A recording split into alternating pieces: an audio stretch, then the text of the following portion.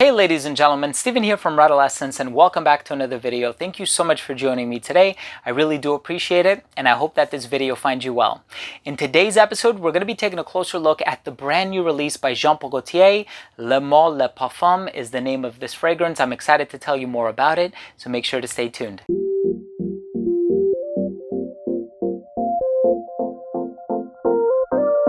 Now, before I begin the review and I tell you all about Jean Paul Gaultier Male Le Parfum, I just want to say that if you are a fan of fragrance-related content, whether it be fragrance reviews, top 10 lists, or whatever, please do consider supporting this channel by subscribing to it. All you have to do is click that red button in the corner, and of course, while you're at it, please make sure to enable notifications by clicking on that bell icon, so whenever I do upload these videos, they will get delivered straight to your feed and you will be notified of them right away. So here we have it in 2020. Jean Paul Gaultier Male Le Parfum is the brand new fragrance for men, and of course this whole thing started back in the mid-90s when Francis Cruikshank composed the original Le Male. That is a fragrance that features notes of lavender, mint, and vanilla. Here we see the only bridge between the original and this one being the notes of lavender and vanilla, but there is this spice accord in the opening which kind of falls in line with the parfum designation. So with a name like Male Le Parfum, you're expecting this to be a little bit stronger, perhaps a little bit sweeter, a little bit richer, a little bit denser. And it also must be noted that there are different perfumers for this fragrance than the original that came out in the mid-90s. And of course, in between, we've had a ton of flankers. We have had Le Beau Male, we have had Le Beau, we have had Essence de Parfum, we have had the women's counterpart, we have had just too many flankers to count. And with this one, we have two perfumers, both of whom work for Givaudan. We have Quentin Biche, who has done Bad Boy by Carolina Herrera. He has also done Parfum de Marly's Delina. He has done 1 Million Parfum by Paco Rabanne. And we also have Natalie Graciaceto, who has done the Superman Eau Fraiche version. She has done the Popeye Eau Fraiche version. Both of those smell exactly the same, by the way. And so we have two perfumers who have contributed quite a bit to the perfume industry. And like I said, here we have a spicier iteration of the original, but it also goes in its own direction. There are some pleasant twists along the way. I'm excited to tell you my thoughts on this fragrance, but let's go ahead and start things off by taking a quick and close look at the presentation.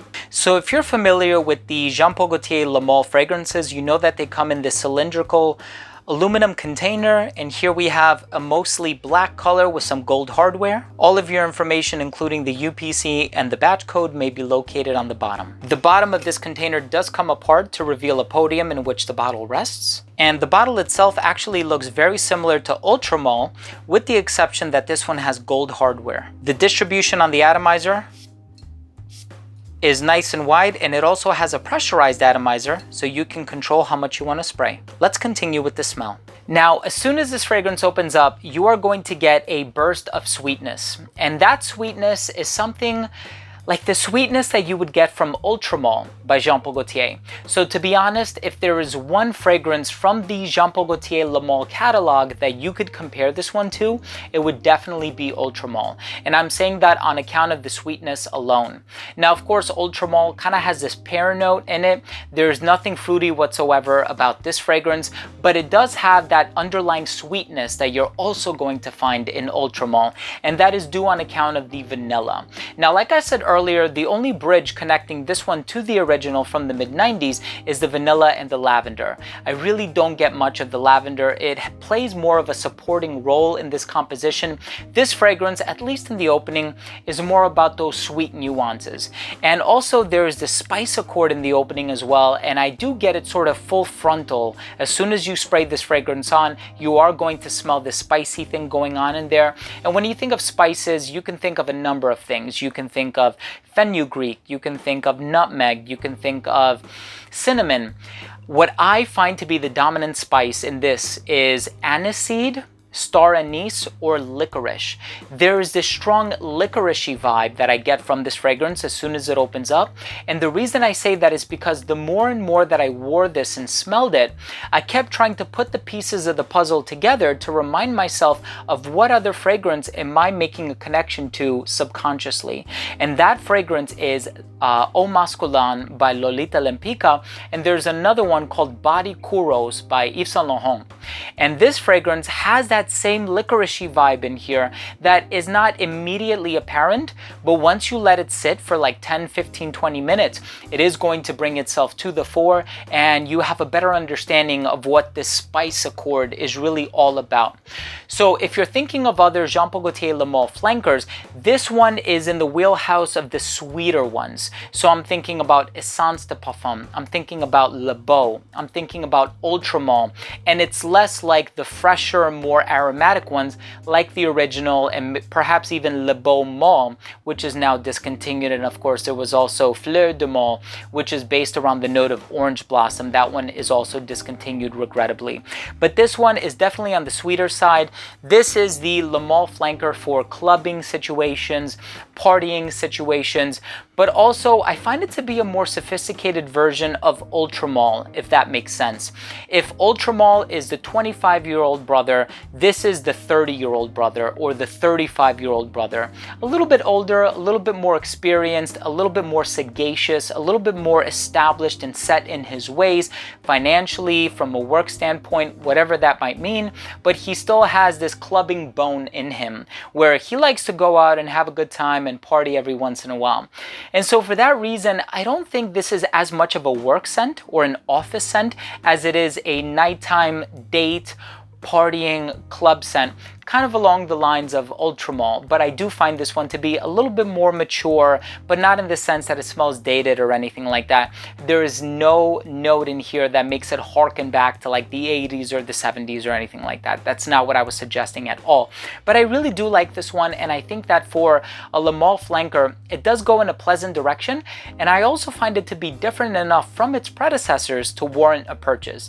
And I know that there are a ton of collectors out there where every single time Jean Paul Gaultier comes out with a new fragrance, they feel the need to have it. They collect them, right? And so they have an army of Le Males. And I think that this one will be a pleasant addition to your collection because it does stand out. It's different from the rest, and I think it's a nice pleasant twist on the original. I don't find it to be too close to the original. Again, just a warning, if you like some of the fragrances that smell like the original, that earthy, patchouli, vanilla, lavender, mint thing going on in there, I would just say buy the original. That is your best bet. Here we have a more contemporary and modern reinterpretation of that is a little bit closer to Ultra Male. Almost imagine taking away the pear from Ultra Male and adding in a little bit of that licoricey sweetness. That's pretty much what I get from this fragrance. Let's go ahead and finish things off with my overall assessment. Now, first up, in terms of the uniqueness and the overall smell, truly it is kind of hard to rate the uniqueness of a fragrance when it ends up being a flanker of an existing fragrance. Not only that, but a flanker that came out several decades ago. But in the case of this fragrance, I do find it to smell pretty unique because they took that original DNA and perhaps some of the other flankers and reimagined it to create this parfum version, which to many people is going to be a stronger version, I suppose, presumably, right? You hear a name like Le Parfum and you're automatically thinking, okay, this is going to be a stronger version of an existing flanker from the line, and that's kind of what they did here. So they did hit the nail right on the head. In terms of the overall smell, I find it to be quite pleasant. I think that had it utilized some other spices, or had it even utilized the spice that it uses, which in my mind is this licorice note, if they amplified it a little bit more, I think that it would have been a little bit unwearable, or maybe would have pushed the envelope a little bit too much for the average consumer. But I think its inclusion in here is very pleasant, it's very likable, and this is the type of fragrance that I think would work really well on somebody in a date night scenario. And just the smell of it coming off your skin is the most powerful thing about this, and I think that that's going to be a better experience in terms of experiencing this fragrance as opposed to smelling it directly off the test strip. Smelling it in the air is going to be a lot more fruitful. In terms of the longevity, I got 8 hours from this fragrance, and so if you were looking for amped up longevity, you're definitely going to find it with this versus some of the other flankers from the company. In terms of the projection, I think it does really well for the first 2 to 2.5 hours, and then it does start to sit closer to the skin, but honestly it doesn't become a skin scent until about that 6.5 to 7 hour mark. And I must say that in the opening it did radiate a little bit beyond an arm's length, but nothing super loud. This is not a beast mode type of a fragrance, despite the fact that it does have parfum in the name. In terms of the versatility for this fragrance, I think this is best worn in the colder weather. So I think autumn and winter are the best seasons to wear this one in. I think this is a little bit more casual. It's a little bit more date night and clubbing sort of a fragrance. I don't think this is as formal as perhaps some of the other fragrances by the company, not even necessarily Le Male fragrances, but there's just something about this one because of the sweetness that makes me inclined to wear it in a partying scenario, or if you're going out on a romantic date, maybe sitting outside on a cool autumn night or something like that, where outdoor seating is still permitted and is still available. And I do find that because of those sweet tendencies, I can see a very confident woman pulling this off as well, despite the fact that it's marketed for men.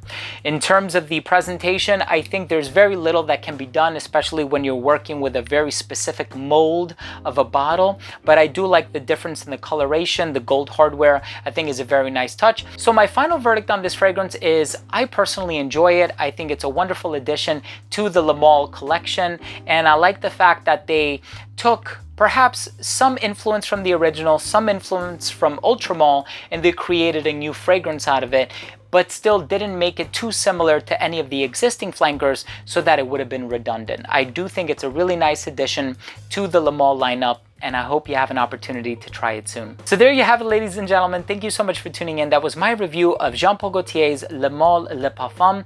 If you have any experience with this brand new 2020 release, I would love to know what you think. Go ahead and leave a comment down below. Also, please don't forget to subscribe for future videos, and of course that includes fragrance reviews just like this, but also top 10 videos, giveaways, unboxings, special guests, interviews, and a whole lot more. Thanks again for watching. I love you all. We'll see you next time. Bye.